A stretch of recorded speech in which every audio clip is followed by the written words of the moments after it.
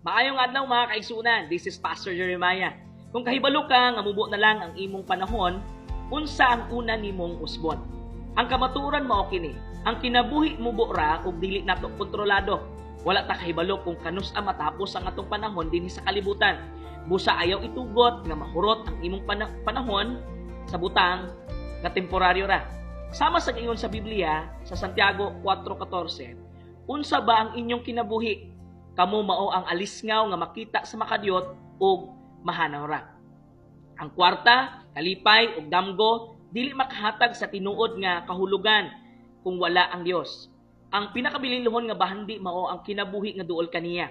Busa karon pa lang muduol na sa Dios, ayaw hulata nga ulahin na ang tanan.